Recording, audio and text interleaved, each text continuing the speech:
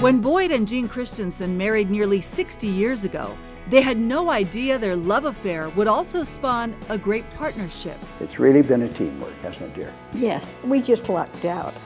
We did, because everything that we like to do kind of goes together.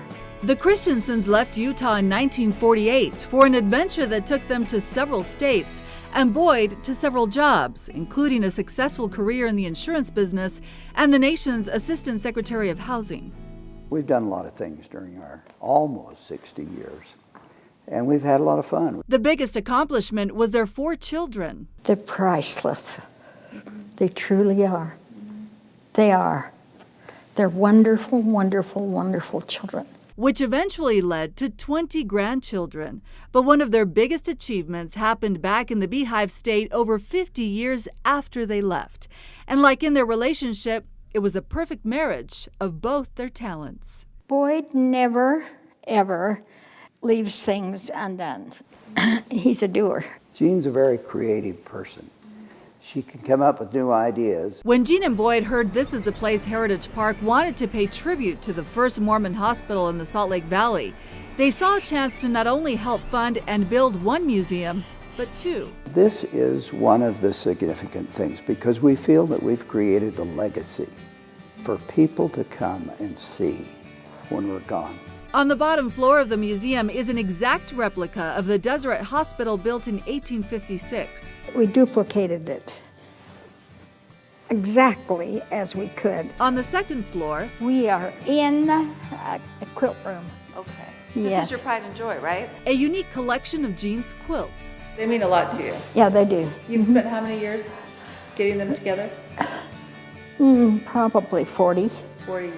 Yeah. Along with local doctors and other contributors, the Christensens poured their money, heart, and soul into this museum. We love to be contributors. They wanted to honor the important work of the Mormon pioneers who worked here. The women were the main physicians. They were the real pioneers. Brigham Young told the women back then they were to take care of the community's medical needs, and they did. Dr. Ellis Shipp led the effort. And they had patients that came from all over the valley, mainly young children, women, and miners that had been injured in the mines. The Christensens did a lot of research to make this as historically accurate as possible. Everything from the beds to the tools, like this operating table. And so as the patient would lie on the bed, the blood would come down and drained out of the bottom. Pioneer women are also honored on the museum's second floor. A lot of people would say that it doesn't belong here. But since we could, we put it here. But it's turning out to be what people enjoy most.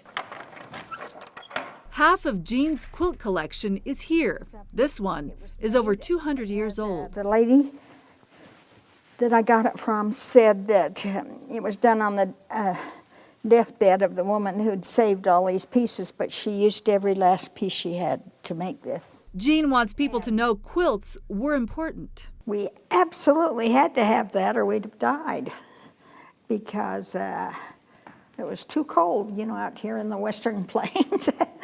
You had to have something to keep warm.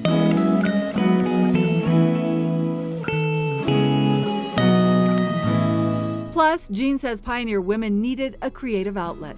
She was 13 years old. Annie Scout. 1918. This young girl's creation made of squirrel skins shows how pioneer women used materials wisely. They had to use everything they had in order to stay alive.